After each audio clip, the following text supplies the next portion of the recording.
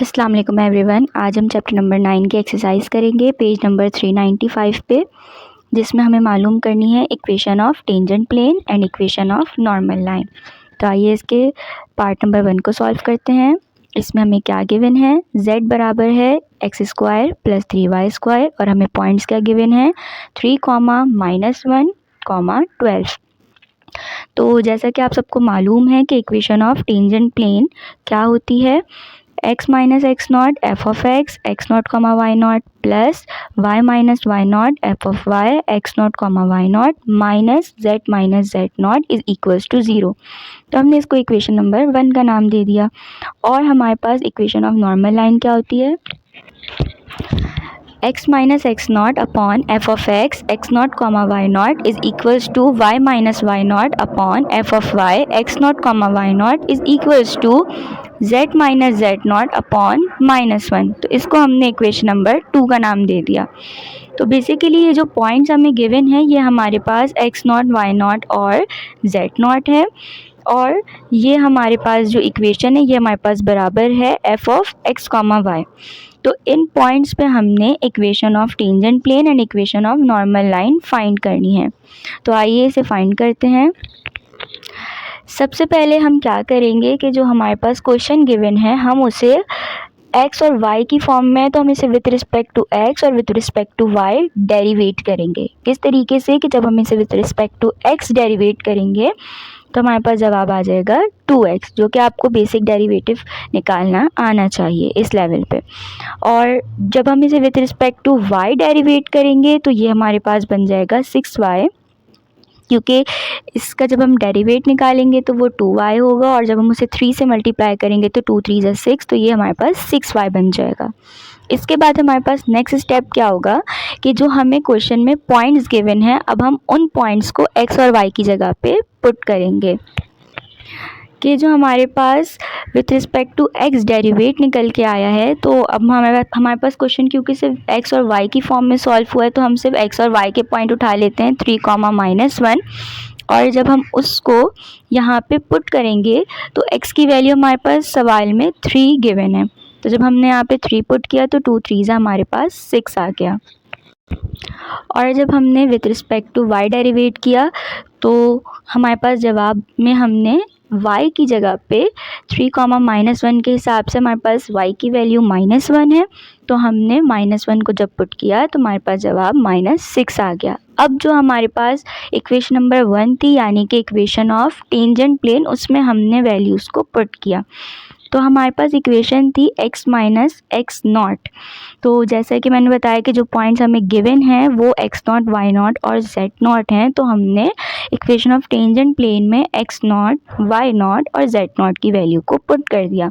और दूसरा हमारे पास f of x और f of y था, तो जो अभी हमने फाइंड किया है, तो f of x हमारे पास 6 आया था और f of y हमारे पास जैसे कि -6 आया है। जब हमने तमाम वैल्यूज़ को इक्वेशन नंबर 1 में पुट किया तो उसके बाद हमने क्या करना है, इनको ब्रैकेट को सॉल्व करना है। इन नंबर्स को जब हम ब्रैकेट से मल्टीप्लाई करेंगे तो ये बन जाएगा 6x - 18 और -6y -6, और जब माइनस साइन अंदर मल्टीप्लाई होगा तो वो आगे की साइन को जैसे कि चेंज करता है, तो ये हो जाएगा -z + 12।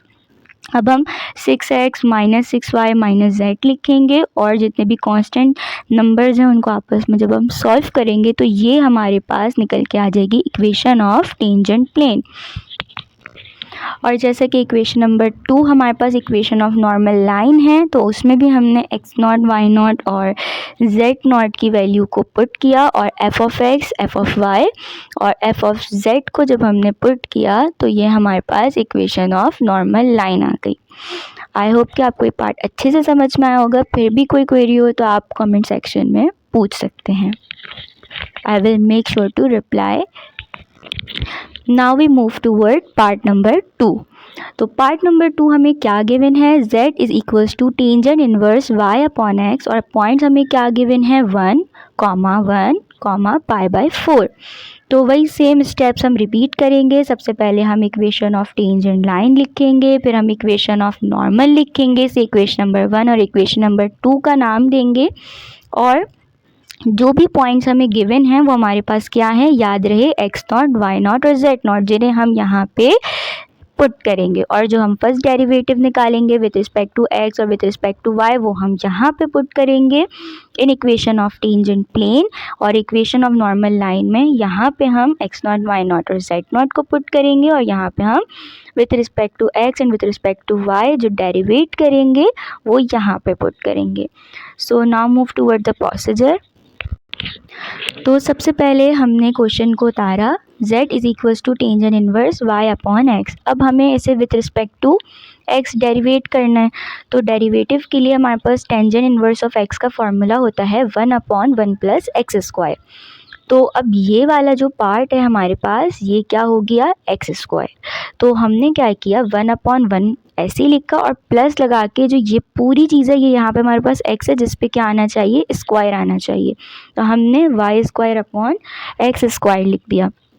और दूसरा क्या होता है डेरिवेटिव में कि सबसे पहले हम फॉर्मूला लगाते हैं, फिर विथ रिस्पेक्ट टू x जैसा कि हम डेरिवेट करें तो हम अगेन जो है ये पूरी चीज़, क्योंकि हमारे पास x है तो हम यहाँ पे अगेन x का क्या लेंगे, डेरिवेटिव लेंगे। तो वो किस तरह लेंगे, तो जैसा कि आप देख सकते हैं मैंने यहाँ पे लिख भी दिया है कि हमने निकालना है d अपॉन डी एक्स, यानी कि first derivative of y upon x।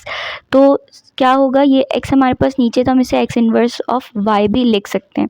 तो सिंपल डेरिवेटिव निकालने का क्या प्रोसीजर होता है कि पावर उतरती है, एक पावर कम होती है, और अगेन हम डेरिवेटिव लेते हैं जिस पे पावर होती है। ये सेंटेंस आप याद भी कर सकते हैं, इससे आपको हमेशा डेरिवेटिव निकालने में बहुत आसानी होती है। तो यहाँ पे भी हमारे पास पावर क्या थी, -1, तो पावर उतरी, फिर एक पावर कम हुई तो -2 हो गया। और जब हम अगेन डेरिवेटिव लेंगे x का तो वो तो 1 आ जाएगा, तो 1 लिखने की ज़रूरत नहीं है। तो ये चीज़ हमारे पास आई। अब हमने इसको किस तरह लिखा कि -y ऐसे हो गया, ठीक है, और x की पावर -2 है तो वो नीचे जाके एक्स स्क्वायर हो जाएगा।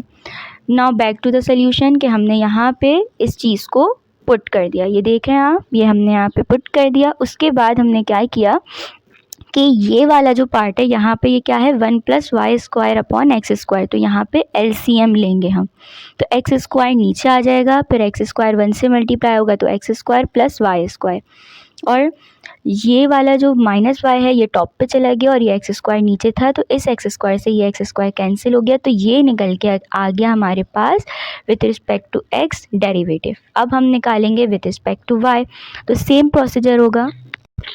हमने क्या किया कि सबसे पहले वही टेंजेंट इन्वर्स वाला फॉर्मूला लगाया, उसके बाद अब क्योंकि हम with respect to y derivate कर रहे हैं तो अब हमें कुछ लंबा चौड़ा प्रोसेस करने की ज़रूरत नहीं है, क्योंकि यहाँ पे हमारे पास सिंपल -y है। तो जब हम इसका डेरिवेटिव निकालेंगे तो y का derivative with respect to y 1 होता है, और अपॉन वाली चीज़ हम एज इट इज़ लिख देंगे। तो ये चीज़ हमारे पास एज इट इज़ आ गई, ठीक है। उसके बाद हमने क्या किया कि यहाँ पे भी हमने एलसीएम लिया और उसके बाद हमारे पास नीचे क्या बचा, x square plus y square बचा, और जो हमारे पास एक एक्स से एक एक्स कटा, और वो जो सबसे नीचे हमारे पास एक्स आएगा वो एक्चुअली हमने ऊपर लिख दिया, क्योंकि जब डबल डिवीज़न में कोई चीज़ आ जाती है तो वो रेसिप्रोकल हो जाती है, यानी कि हम उसको पलट देते हैं और ऊपर लिख देते हैं।